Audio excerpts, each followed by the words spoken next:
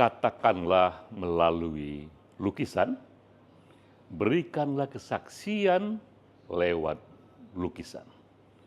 Itulah sekarang ini semboyan yang bisa dikatakan oleh seorang pelukis, karena memang gambar bisa bicara lebih banyak dari 1000 kata. Saya pun sekarang menjadi pelukis karena pesan itu ingin memberikan kesaksian mengenai peristiwa, mengenai nilai-nilai lewat lukisan. Saya sudah melukis lebih dari 400 lukisan dan sekarang tersimpan dalam 6 buku. Sebagian dari itu sekitar 200 lukisan kini berada dan dipajang di galeri Denny J.A. di Jalan Mahakam 1 nomor 11 Jakarta Selatan di Mahakam 24 Resident di depan Hotel Grand Mahakam. Nah sekarang saya ingin menjelaskan kepada sahabat sekalian, di 200 lukisan itu di setiap lantai, ada 7 lantai di sini, apa pesannya dari lukisan itu dan bagaimana gaya lukisan itu. Katakan lewat lukisan, beri kesaksian lewat lukisan. Katakan lewat lukisan, beri kesaksian lewat lukisan. Mulai dari lantai 1, ini visualisasi dari lukisan dan renungan Jalaluddin Rumi. Kutipannya berbunyi, mengapa kau letakkan pikiranmu hanya di sebuah sangkar yang sempit, padahal pintu terbuka menuju luasnya cakrawala. Ini memang kritik Jalaluddin Rumi terhadap suasana doktrin agama 800 tahun yang lalu. Sekarang ini pastilah lebih relevan lagi karena kita sekarang ini di era yang luar biasa, informasi begitu banyaknya. Karena itu makin bergema kritik itu, mengapa kita hanya meletakkan diri kita tertutup dalam satu doktrin formal saja. Sedangkan gaya lukisannya, ini saya sebutnya lukisan dengan gaya surrealis dengan warna Indonesia. Mengapa surrealis? Karena memang ia memadukan antara realitas dan imajinasi. Dengan paduan ini maka satu pesannya akan lebih dramatis karena kita akan lihat di sini seolah-olah ada manusia yang masuk dalam sangkar, itu tak ada dalam realitas, tapi di dunia imajinasi itu bisa dikatakan karena di samping nanti dia lebih menohok kita gambarnya, tapi juga pesannya cepat sampai di kita bahwa ada orang yang meletakkan dirinya di dalam sangkar. Jadi itu salah satu kekuatan dari surrealisme karena ia bisa memberikan efek yang lebih menohok dengan pesan yang lebih cepat sampai ke dalam imajinasi kita. Dan juga sekarang ini kita lihat di sini dengan warna Indonesia karena tokoh-tokohnya menggunakan batik. Juga ini satu flora dan fauna yang menggambarkan suasana Indonesia. Jadi inilah yang menjadi poin utama di lantai 1 mengenai lukisan Jalaluddin Rumi. Di sini juga saya tampilkan lukisan dengan tema-tema harmoni agama-agama. Karena kalau kita lihat data sekarang ini di Google mengatakan sudah ada 4.300 agama sekarang ini dan tak ada jalan lain kecuali memang agama-agama ini kita harapkan mereka berada dalam harmoni. Lukisan ini menggambarkan harmoni dari agama-agama. Ini gambar berbagai rumah ibadah yang berada bersama, ada masjid, ada gereja, ada juga kuil. Mereka bersama dalam kesatuan bulan purnama menggambarkan betapa sejuknya, damainya jika agama-agama ini harmoni yang diwakili oleh rumah-rumah ibadah. Juga ini gambar-gambar mengenai para tokoh-tokoh agama dengan berbagai jenis agamanya. Ada juga di sini kita lihat tahu, ada juga dari simbol-simbol bulan dan bintang Islam, bahkan juga agama Judaism di sini. Gereja juga di sini salib ya menyatu sebagai satu seruan yang diwakili oleh tokoh-tokohnya, bersama mereka bergandeng tangan memutari bumi sebagai simbol kesatuan dan harmoni dari agama-agama. Nah, itu juga gambar masjid ya, dengan berbagai rumah ibadah lain, di mana tokoh-tokoh di bawahnya juga mewakili banyak agama lain ya. Ini masih bagian dari Transcendental Unity of Religion. Nah, sementara ini kita lihat juga ada tokoh-tokoh dari berbagai agama, mereka duduk bersama di table kemanusiaan sebagai simbolnya. Hal yang sama juga di sini, tetap bagian dari harmoni agama-agama. Mereka membaca kitab agama masing-masing, tapi duduk bersama mereka untuk menunjukkan bahwa adanya satu transcendental unity dari agama-agama yang berbeda itu. Katakan lewat lukisan, beri kesaksian lewat lukisan.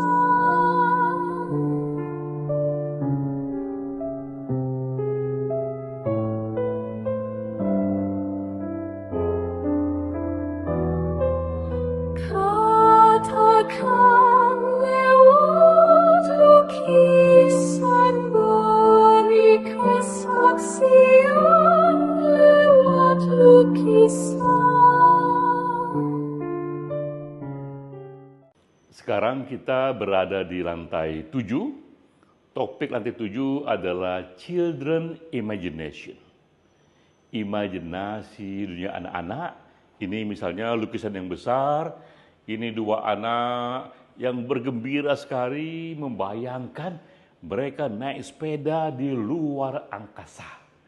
Ini imajinasi yang memang khas di dunia anak-anak.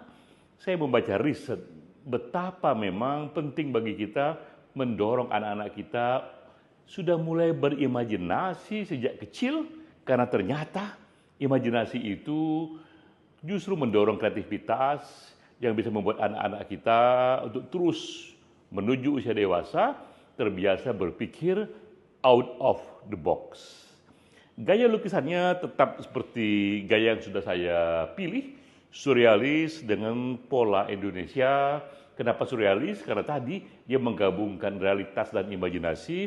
Karena anak-anak ini pun dia tetap menggunakan satu motif batik yang merupakan khas Indonesia. Nah, selanjutnya ini bisa kita lihat juga masih dunia anak-anak, tertawa lebar sekali, dia membayangkan menyelam ke dasar laut, dan di sana ternyata ada kerajaan yang dia bayangkan. Dan di sini juga kita lihat dia menemukan juga satu dunia peri yang ada di bawah laut. Jika ini anak-anak yang kita bayangkan tadi tetap dia bermain sepeda di luar angkasa. Nah, ini sebaliknya juga bisa kita lihat di sini.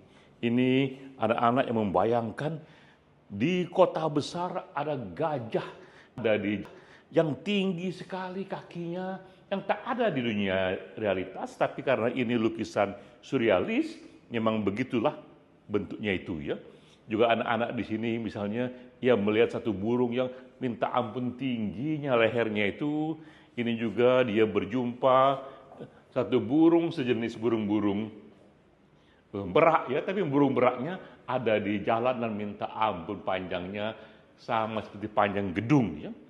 Atau di sini misalnya ada kuda-kuda yang besar, tapi ada anak-anak yang merasa dia menaik seekor anjing yang sama besarnya dengan kuda. Ini semuanya serba dunia imajinasi, karena memang disitulah kekuatan dari dunia anak-anak.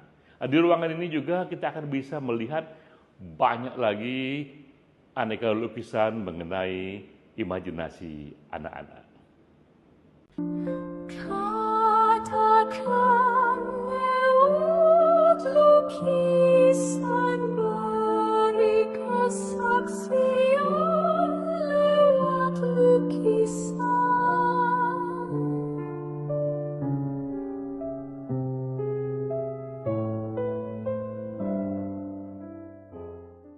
Kita sekarang di lantai 6, temanya adalah derita anak-anak di jalur Gaza. Kita lihat di sini lukisan yang besar sekali, 2,2 meter kali 2,2 meter. Anak-anak dengan kas kain Palestinanya menangis, sementara latar belakangnya ini gambar tank ya, yang memang inilah yang terjadi sekarang ini di jalur Gaza. Saya membaca data riset bahwa sekarang ini sampai bulan Juli 2024 sudah 16.000 anak-anak Palestina yang terbunuh. 16.000 anak-anak Palestina terbunuh. Bahkan menurut data dari PBB, jumlah ini lebih banyak dibanding anak-anak yang mati di seluruh dunia karena perang dari tahun 2019 sampai tahun 2022 yang jumlahnya hanya 12.000 lebih. Kita bandingkan di sini, di seluruh dunia anak-anak mati karena perang selama 3 tahun hanya 12.000, tapi di jalur Gaza saja kurang dari setahun sudah mati 16.000 anak-anak. Betapa ini bab gelap dari dunia modern. Kita tidak mengerti mengapa di abad artificial intelligence kita masih membiarkan terjadinya pembantaian terhadap anak-anak. Dan kita pun juga seharusnya mengerti bahwa sehebat apapun bangsa Israel ingin membasmi Palestina, nggak akan pernah hilang itu bangsa Palestina. Sebaliknya, sehebat apapun bangsa Palestina ingin menghancurkan Israel, tak akan hilang juga itu bangsa Israel. Maka tak ada lain solusinya, seharusnya Israel dan Palestina hidup sebagai dua negara yang merdeka secara damai. Nah, itulah kira-kira pesan tersirat dari lukisan ini.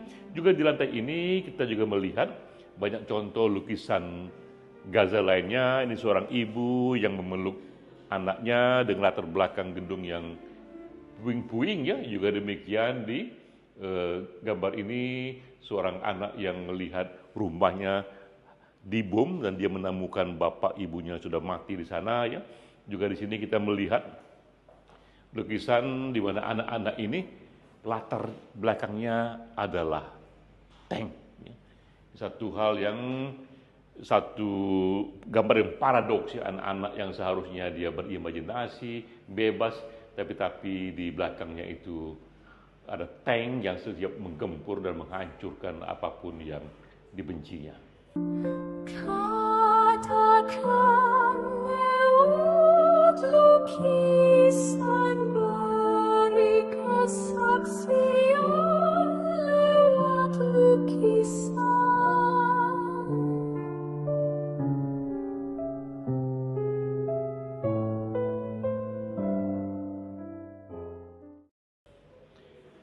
Sekarang kita di lantai 5.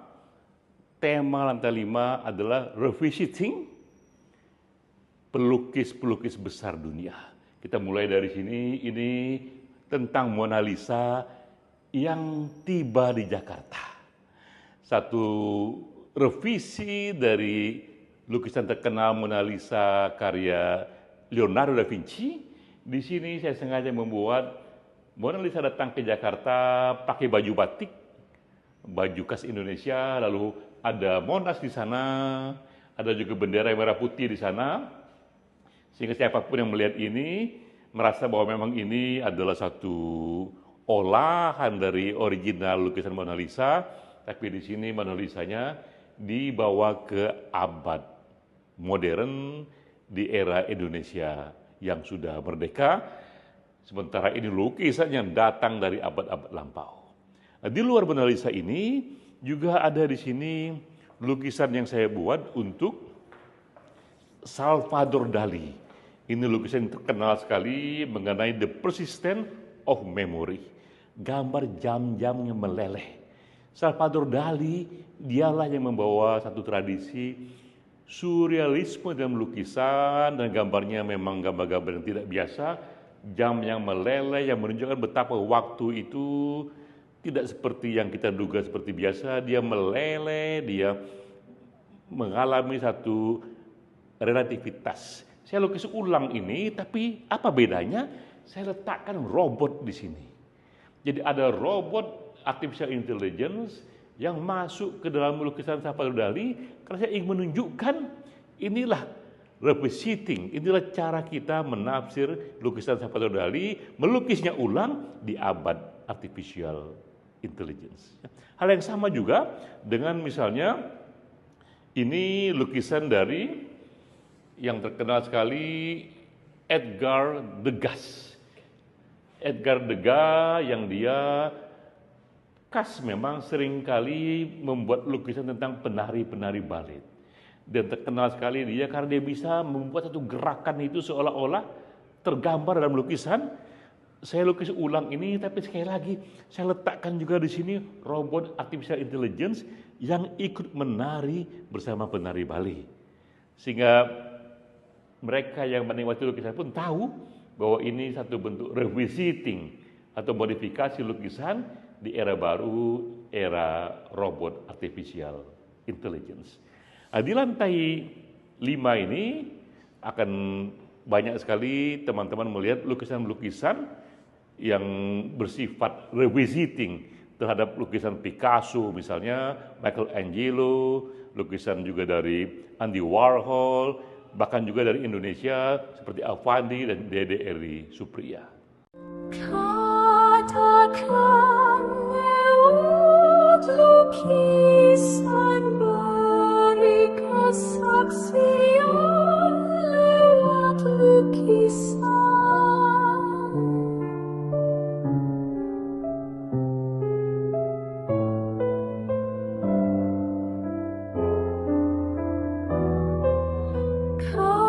Katakan lewat lukisan, beri kesaksian lewat lukisan.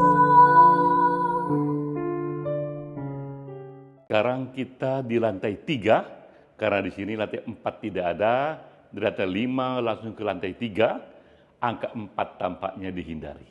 Lantai 3 kita lihat di sini lukisan Mother Teresa, seperti yang kita tahu, compassion-nya, perhatiannya Mother Teresa kepada anak-anak, kepada lingkungan yang terpinggirkan. Tampak di sini betapa Mother Teresa menunjukkan empatinya, passion-nya. Tapi yang istimewa adalah saya sengaja membuat telinga Mother Teresa besar sekali. Tidak proporsional, tak seperti telinga biasa. Mengapa? Karena itu simbol yang sengaja saya letakkan di sana sebagai harapan sebaiknya orang-orang itu seperti Mother Teresa dengan telinga yang lebih besar, artinya dia lebih mendengar ketidakadilan yang ada, lebih mendengar satu bentuk kemiskinan yang ada, orang-orang yang terpinggirkan, lebih mendengar terhadap orang-orang yang mengalami kesepian di sana. Nah, kita inginkan semakin banyak orang yang telinganya lebih besar, yang lebih mendengar. Di lantai ini juga di lantai sebelumnya, kita pun akan melihat banyak sekali tokoh-tokoh yang sengaja saya buat telinganya lebih besar di sana. Ada misalnya Mahatma Gandhi, ada misalnya Dalai Lama, ada juga misalnya di sana Nelson Mandela. Ia mendengar orang-orang yang miskin, ia mendengar ketidakadilan, ia mendengar orang-orang yang hidupnya merasa kesepian. Di lantai ini, lantai 3, di samping tema-tema telinga besar, saya juga membuat tema-tema mengenai dunia artificial intelligence. Saya sekarang ajak ke sana, saya gambarkan di sini George Washington, presiden pertama di dunia yang ada di Amerika, tapi sebelahnya adalah robot artificial intelligence yang saya tulis the next president setelah tahun 2050. Bahwa ke depan itu nanti 2050 yang kita butuhkan ada presiden yang bahkan mungkin hanya robot saja, yang tugasnya hanya membuat manajemen yang lebih efisien saja. Sisanya bisa dikerjakan oleh dunia manusia. Jadi inilah kira-kira simbol dan pesan dari lukisan artificial intelligence. Sama juga dengan di sini, ini gambar Einstein yang kita tahu salah satu jenius saintis di dunia, penemu banyak sekali teori fisika. Tapi sebelahnya adalah robot artificial intelligence yang mungkin akan menjadi saintis masa depan. Maka saya katakan judulnya The New and the Old Scientist. Katakan lewat lukisan, beri kesaksian lewat lukisan.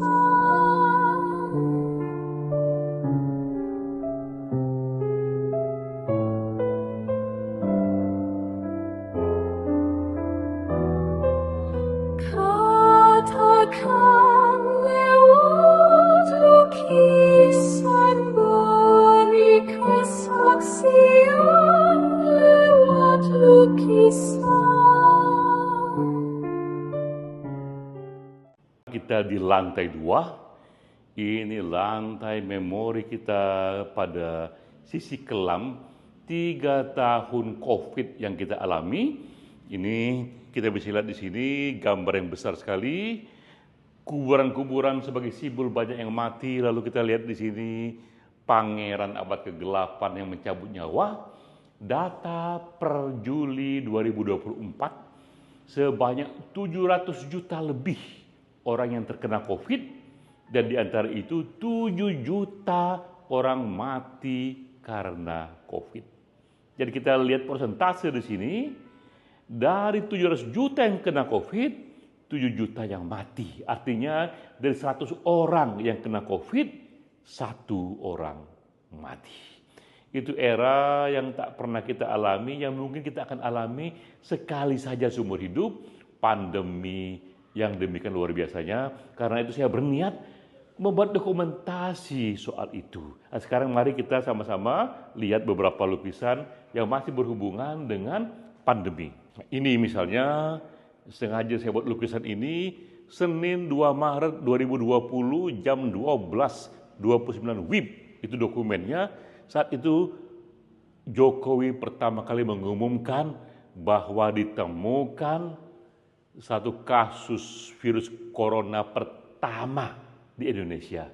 Yang pertama, ini tanggalnya 2 Maret 2020. Itulah awal kita tersentak. Lalu juga kita melihat di sini, misalnya, ini Agustus 2021, saya simpulkan dengan rantai ini, satu desa di Kepulauan Meranti di karantina. Bisa kita bayangkan, satu desa di karantina. Minta ampun itu. Efeknya mengerikan bagi kita, ya. Dan ini juga satu gambar yang juga menyedihkan, di mana kita mendapatkan gambaran ketika ibu kita mati, kita dilarang hadir di acara pemakamannya karena dianggap menular. Ini gambarnya itu. Dan ini juga gambar Rabu 21 Juli 2021, di mana rumah sakit penuh sekali, pasien pun akhirnya dirawat hingga ke gedung parkir. Ini kita lihat di sini gambarnya. Nah, ruangan ini, lantai ini penuh dengan lukisan-lukisan dokumentasi COVID dan juga penuh dengan dokumentasi pemilu presiden 2024.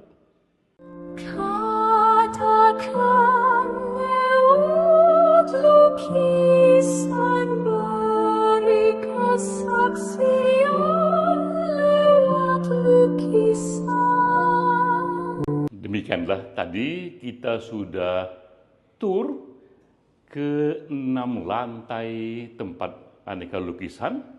Betapa kita melihat lukisan memang bicara lebih banyak dari 1000 kata. Betapa tadi di berbagai lantai bisa kita saksikan lukisan bisa menjadi dokumentasi dari peristiwa besar yang menyentuh kita seperti bencana COVID selama 3 tahun, juga bencana anak-anak di jalur Gaza. Lukisan juga bisa mengekspresikan harapan kita seperti pada imajinasi dunia anak-anak. Karena itu sebagai pelukis, dibantu sekarang ini oleh artificial intelligence, kita bisa mengatakan bahwa apapun sekarang ini, katakanlah lewat lukisan. Katakan